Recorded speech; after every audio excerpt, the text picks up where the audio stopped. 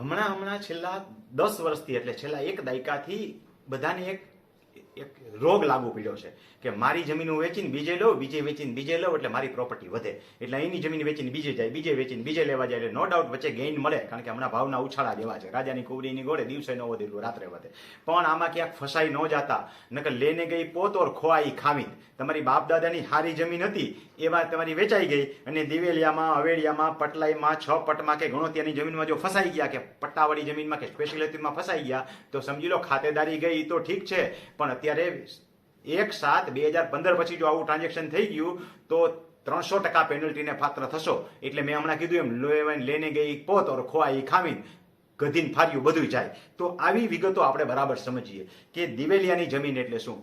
રાજાશાહી વખતમાં દિવેલિયું એટલે શંકર મંદિરના પૂજારીને એના નિભાવ માટે થઈને જે જમીન આપવામાં આવતી હતી અને દિવેલિયું કહેવાય. દિવેલિયું નોન ટ્રાન્સફરેબલ છે, એમાં લખાયેલું ન હોય તો પણ દિવેલિયું દિવેલિયું જ રહે. એકવાર વેચાઈ ગયું હોય ને ન ધ્યાનમાં આવ્યું હોય અથવા ગમે તે કારણોસર કરી લીધું હોય તો પણ પછીનું વેચાણ થાય ત્યારે અટકે ને શ્રી સરકાર થાય.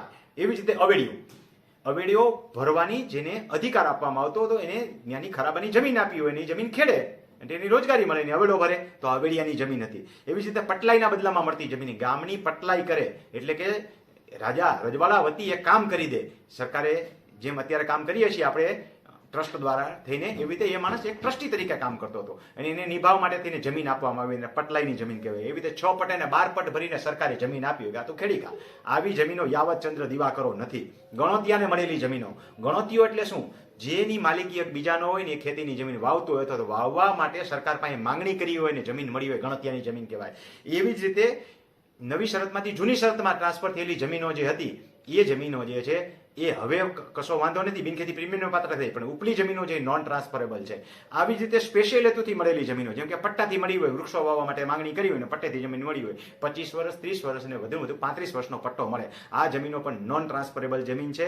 આવી જમીનો ભૂલથી જો ખરીદી લીધી તો તમારી ખેડૂત ખાતેદારી તો જાય, પણ એ જમીન પણ શ્રી સરકાર થાય. આવા અનેક કિસ્સા મારા ધ્યાનમાં આવ્યા છે. હવે તો આખા ગુજરાતના કેસ મારી પાસે આવે છે અને ઘણા માણસો કોઠીમાં માથું નાખીને રોતા હોય કે ભાઈ અમે કંઈક કરી લીધું, પહેલા કાવા દાવા કરીને આવું કંઈક કરી લીધું હોય, દસ્તાવેજ ટ્રાન્સફર થઈ ગયું હોય, પછી પોતે વેચવા જાય ત્યારે અટકીને ઊભું રહે કે મારી તો એન્ટ્રી મંજૂર થઈ ગઈ, હવે બીજાની કેમ નથી મંજૂર થતી. પછી અધિકારી ઉપર બ્લેમ કરે, ભાઈ સિસ્ટમ તે તોડી છે, ભૂલ તે કરી છે તો ભોગવતું.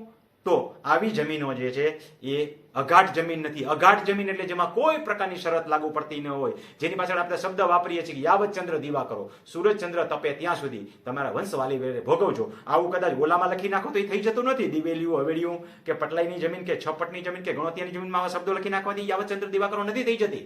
જે ખરેખર મૂળભૂત અગાઢ જમીન હોય એટલે 1958-52 નું ટિપ્પણ હોય, જે સાલમાં બન્યું હોય એ ટિપ્પણમાં દરબારી જમીનમાંથી તમારું નામ હોય ખેડૂત તરીકેનું અને તમારું અગાઉનું ફસલ પત્રક નીકળતું હોય, આકારબંધની અંદર તમારું નામ હોય. આવા બધા શબ્દો જે બોલું છું એ અલગથી આપણે વિડીયો બનાવશું. ટૂંકમાં તમારો અધિકાર પ્રસ્થાપિત થયેલો પહેલેથી હોય તો જે જમીન અગાઢ જમીન છે. આ શબ્દો થોડા અઘરા છે, અગાઢ શબ્દો તો વારંવાર આપણને જોવા મળે છે, પણ અગાઢ શબ્દની વ્યાખ્યા કોઈને કરવાની કહું તો ભાગ્યે જ કોઈ માણસ કરી શકશે. તો અગાઢની વ્યાખ્યા 2 વાર ઓડિયો સાંભળશો તો તમને સમજાઈ જશે. હું રમણીકભાઈ કોટડિયા આવા 3 ચેનલની અંદર ખેડૂતોને આ એક પ્રકારની કોલેજ છે. એકની અંદર આપણે રમણીકભાઈ કોટડિયા ખેડૂત માર્ગદર્શન, ખેડૂતોના ફોન મૂકીએ છીએ જેથી સાંભળી અને બીજો માણસ એમાંથી ધડો લઈ શકે કે ઇતિહાસમાં થયેલી ભૂલો આપણે કરવાની નથી, એટલે એને જાણકારી મળે. બીજાની અંદર વહીવટી પ્રક્રિયા કરી હોય એના ફોર્મ ભરતા આપણે શીખવાડીએ છીએ, એ રમણીકભાઈ કોટડિયા રેવન્યુ માર્ગદર્શક છે. ત્રીજી રમણીકભાઈ કોટા વિડીયો, એટલે આ એક પ્રકારની કોલેજ છે કે જેમાં તમને હું આવા રેવન્યુના પાઠ શીખવાડું છું. મને આશા છે કે આપણે આ ખૂબ ખૂબ ઉપયોગી થશે. ખૂબ ખૂબ આભાર. રમણીકભાઈ કોટડિયાના નમસ્કાર.